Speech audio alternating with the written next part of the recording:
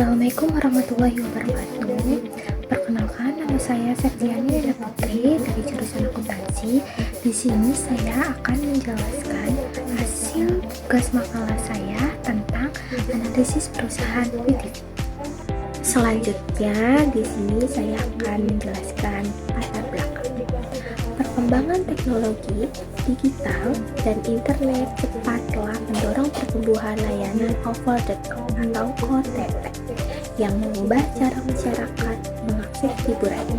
WTV, bagian dari teknik video asal Tiongkok, hadir sebagai pemain penting di Asia Tenggara dengan strategi lokalisasi melalui kerjasama rumah produksi lokal, subscribe, multibahasa, serta konten sesuai budaya.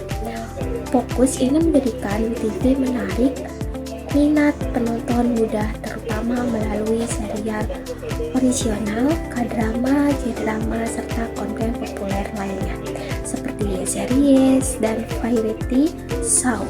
Meski demikian, WTV menghadapi tantangan besar berupa persaingan ketat dengan Netflix, Disney Plus, AQI, dan Viu, serta hambatan regulasi, hak cipta, dan pergeseran preferensi audiens yang kini juga banyak menggunakan TikTok dan YouTube.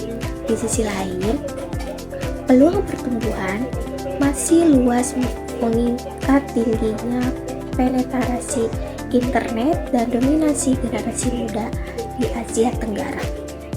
Dengan dukungan ekosistem teknet dan strategi konten lokal, WTV memiliki potensi besar untuk memperkuat posisinya dalam industri OTT. Selanjutnya di sini saya akan menjelaskan rumusan masalah terkait latar belakang tersebut. 1. Faktor-faktor eksternal apa saja yang mempengaruhi strategi bisnis WTV berdasarkan analisis Pestel. Kedua, bagaimana kondisi persaingan industri OTT dan posisi WTV di dalamnya menurut Porter's Five Forces. 3. Sumber daya dan kapabilitas apa yang dimiliki WTV, serta apakah dapat menjadi keunggulan kompetitif berdasarkan Vio Framework.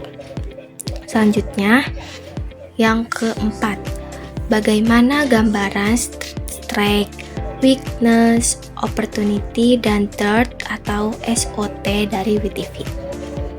Dan yang terakhir, strategi apa yang sebaiknya diterapkan WTV untuk meningkatkan daya saing dan mempertahankan eksistensi di pasar OTT Asia Tenggara.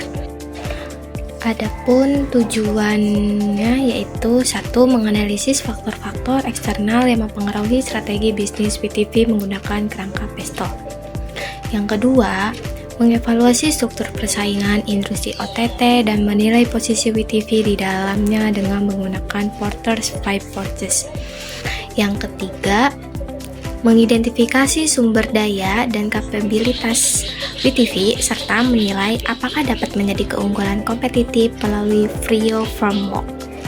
Yang keempat, menyusun analisis SWOT untuk mengetahui kekuatan, kelemahan, peluang, dan ancaman yang dihadapi WTV. Yang terakhir, memberikan rekomendasi strategi yang tepat bagi WTV untuk memperkuat daya saing, meningkatkan pangsa pasar, dan menjaga keberlanjutan bisnis di industri OTT Asia Tenggara.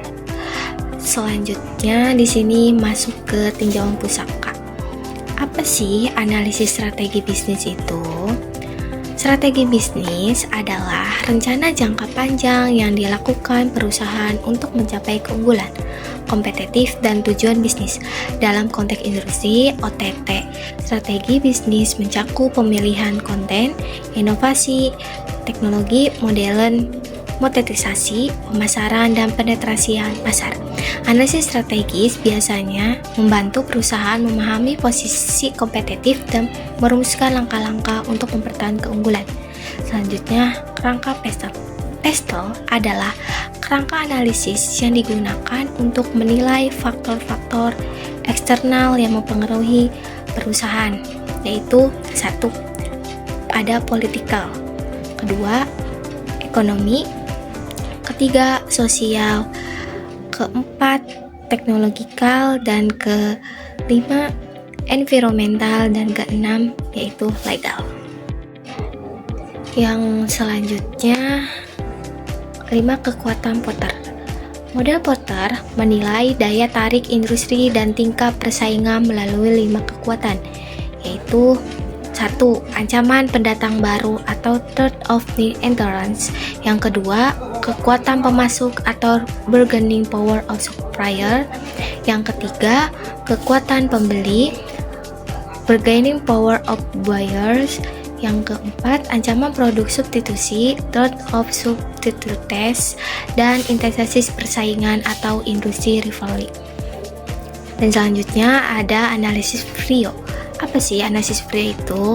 VRIO itu yaitu Value, Priority, Inevitability, Organization, digunakan untuk menilai sumber daya dan kapabilitas internal perusahaan, apakah dapat memberikan keunggulan kompetitif yang berkelanjutan. Dan yang terakhir ada analisis SWOT. Apa sih analisis SWOT itu? SWOT menganalisis strength, weakness, opportunities, dan threat. Kekuatan dan kelemahan berasal dari faktor internal perusahaan, sedangkan peluang dan ancaman berasal dari faktor eksternal. Analisis ini menjadi dasar untuk merumuskan strategi perusahaan. Selanjutnya di sini saya akan menjelaskan hasil pembahasan dari rumusan masalah. Itu ada analisis PESTEL. Politik, pengaruh kebijakan sensor dan regulasi konten di berbagai negara. Hubungan pemerintah dengan perusahaan teknologi di Cina mempengaruhi strategi internasional. Yang kedua, ekonomi, pertumbuhan permintaan FOD di kawasan Asia Tenggara dan pasar berkembang.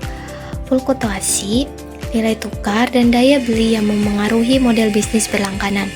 Yang ketiga, ada sosial, preferensi penonton yang meningkat terhadap konten lokal dan K-drama, perilaku konsumen yang mobile first dan konsumsi on demand. Keempat, ada teknologi, investasi pada streaming 4K atau HD, rekomendasi berbasis AI dan infrastruktur CDN, pengguna data besar untuk personalisasi konten. Yang kelima, ada environmental atau lingkungan, kecenderungan perusahaan teknologi untuk menurunkan jejak karbon pusat data kebijakan perusahaan terkait berkelanjutan dengan mempengaruhi citra merek di pasar internasional. Yang keenam, ada legal atau hukum, isu hak cipta, lisensi konten, lintas negara, dan kepatuhan terhadap undang-undang perlindungan data. Selanjutnya yaitu analisis kekuatan Porter. Yang pertama, adanya ancaman pendatang baru moderat tinggi. Investasi besar dan lisensi konten menjadi hambatan masuk, tetapi teknologi streaming semakin mudah diakses. Kedua, kekuatan pemasok sedang. Rumah produksi dan talenta memiliki posisi tawar dalam lisensi dan kerjasama produksi. Yang ketiga, kekuatan pembeli tinggi. Konsumen dapat berpindah platform dengan mudah. 4. Ancaman substitusi tinggi. Media alternatif seperti YouTube, TikTok, TV konvensional bisa menjadi pengganti hiburan. Yang kelima, persaingan industri sangat tinggi. Kompetitor global, Netflix, Disney Plus, dan regional VOD bersaing sengit di pasar OTT Asia Tenggara. Selanjutnya, analisis VRIO. Researchers akses ke katalog besar model investasi teknologi streaming atau valuable. Yang kedua, royalty, kemampuan produksi original yang menggabungkan IP dan regional, sometimes rare. Dan keempat, inevitability, infrastruktur dan akses ke IP besar sulit ditiru pemain kecil. Yang kelima, organization, dukungan teknik memungkinkan organisasi mengkomplementasi resource secara efektif. Hasil, WeTV memiliki beberapa keunggulan kompetitif berkelan terutama bila didukung oleh strategi lokal yang tepat. Dan yang terakhir yaitu analisis SWOT. Yang pertama ada strike atau kekuatan. Dukungan korporat dari tech atau modal, teknologi atau IP, katalog konten Asia yang kuat dan lokalitas bahasa. Yang kedua ada weakness atau kelemahan citra atau China beacon yang bisa menimbulkan resistensi di beberapa pasar, ketergantungan semua pada lisensi dan persaingan harga. Yang ketiga ada opportunity atau peluang. Pertumbuhan subscriber di Asia Tenggara, kolaborasi lokal dan produksi original regional. Yang keempat ada threat atau ancaman regulasi internasional, persaingan global, dan pergeseran preferensi konsumen. Dan yang terakhir kesimpulan. WeTV memiliki fondasi yang kuat berkat dukungan teknik dan katalog konten Asia. Namun, untuk mempertahankan pertumbuhan internasional, strategi lokalisasi, kepatuhan, regulasi, dan diferensi produk diperlukan. Terima kasih. Sekian hasil dari materi yang saya paparkan. Kurang dan lebihnya mohon maaf. Wassalamualaikum warahmatullahi wabarakatuh.